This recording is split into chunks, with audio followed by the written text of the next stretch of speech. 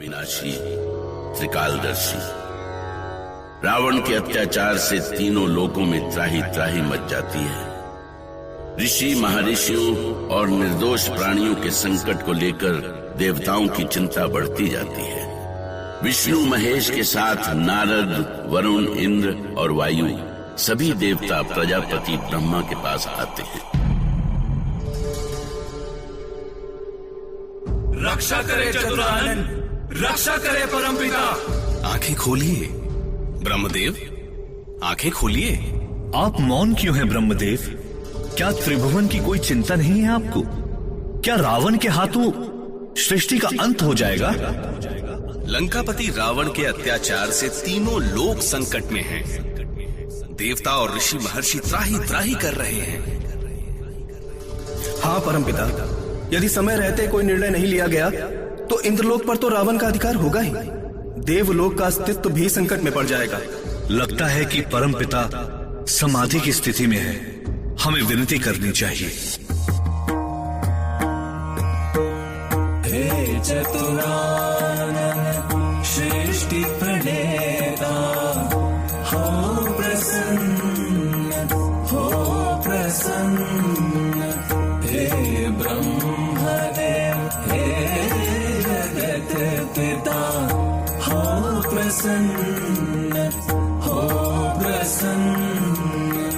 विपदान पड़ी संकट में है सारा संसार। धर्म का नाश हुआ, अधर्म का हर ओर है राज। हे कमलासन, हे चतुरानन, हो प्रसन्न, हो प्रसन्न। हे ब्रह्मदेव, हे जगत पिता, हो प्रसन्न, हो प्रसन्न, हो प्रसन्न, हो प्रसन्न। सृष्टिकर्ता ब्रह्मा की जय। श्री हरि महादेव, आप लोग यहाँ। त्रिभुवन संकट में है चतुरानन। यदि रक्षवंशियों को रोका नहीं गया तो तीनों लोकों में अधर्म का राज हो जाएगा ब्रह्मदेव। हाँ चतुरानन, ये घोर संकट की घड़ी है। ऐसे में आप ही कोई उपाय कर सकते हैं। हमें आपके आदेश की प्रतीक्षा है। शीघ्र निर्णय लें परमपिता। और उधर पृथ्वी पर अयोध्या नरेश महाराज दशरथ अपनी ही चिंता में घुले जा रहे थे। वो वृद्ध हो रहे थे और अयोध्या नगरी उत्तराधिकारी चाहती थी। सावधान!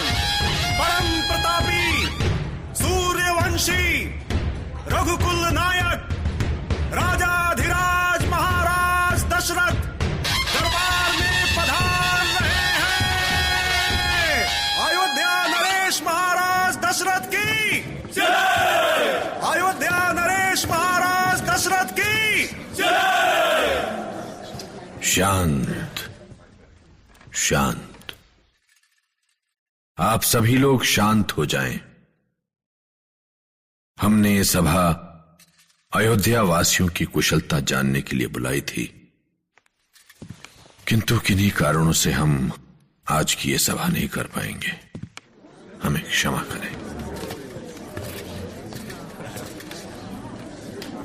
महामंत्री सुमंत, ये क्या हो गया महाराज को? ऐसे सभा से उठकर क्यों चले गए? मुझे भी आश्चर्य हो रहा है। महाराज ने पहले ऐसा कभी नहीं किया। हाँ, महाराज कई दिनों से चिंतित भी लग रहे थे। उनको ऐसा चिंतित मैंने पहली बार देखा है। किंतु अचानक वो गए कहाँ? अवश्य गुरु वशिष्ठ के पास गए होंगे। सुमंत ने सही कहा। महाराज दशरथ गहन चिंता में डूबे हुए सीधे गुरु वशिष्ठ के पास पहुंचे। पर महाराज दशरथ क्या सोच रहे थे? क्या उन्हें उनके साथ ही रघुकुल का दीपक बुझ जाने का भय नहीं था?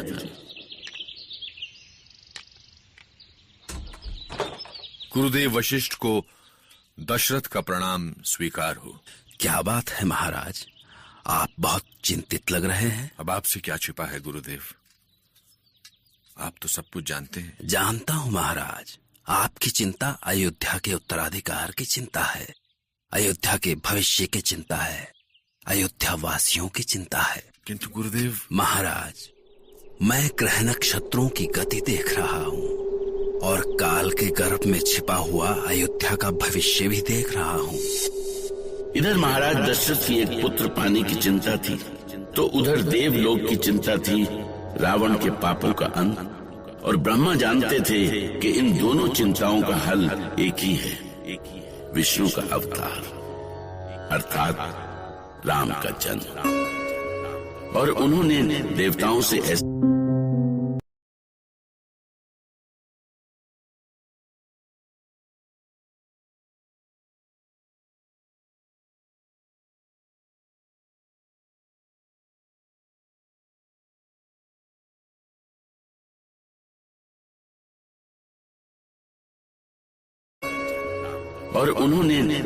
से ऐसा ही कहा,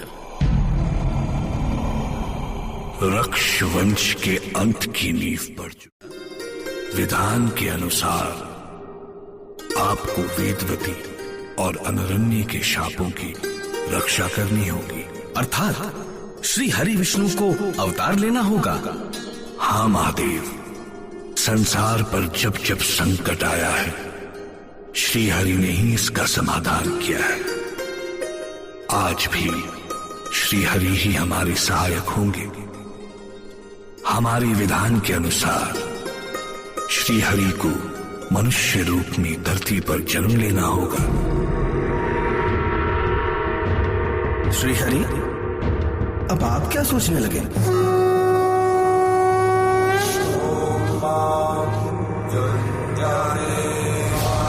सोचना क्या है, विधि के विधान को कौन मिटा सकता है। परमपिता ने मुझे धरती पर अवतार लेने को कहा है, तो मैं विष्णु सृष्टि को राक्षसों, असुरों और दैत्यों से मुक्त करते हुए रावण के पापों का अंत करने का वचन देता हूं। श्री हरि विष्णु की जय। शांत, आप सभी शांत हो जाएं। परंतु परमपिता, आपने तो ये बताया ही नहीं कि धरती पर हमारा पिता कौन होगा और कौन होगी हमारी माता। श्री हरि, इस प्रश्न का उत्तर तो आप ही के पास है। स्मरण कीजिए, अनरण्य ने रावण को क्या श्राप दिया था। मेरे ही कुल में पैदा हुआ एक रघुवंशी तेरे राक्षस वंश का सदा सदा के लिए नाश कर देगा। ऐसा ही होगा परमपिता। हम अनरण्य के वंशधर रघुवंशी अयोध्या नरेश के ज्येष्ठ पुत्र के रूप में अवतरित होने का वचन देते हैं और हमारी माता होंगी माता कौशल्या। शांताकारं भुजगशयनं पद्मनाभं सुरेशं विश्वधारं गगनसदृशं मेघवर्णं शुभांगम्। मुनि वशिष्ठ परम ज्ञानी थे। देवलोक में हो रहे निर्णय का उन्हें भी आभास हो चुका था। इसी विश्वास पर उन्होंने भविष्यवाणी की कि महाराज दशरथ अवश्य पुत्रवान होंगे।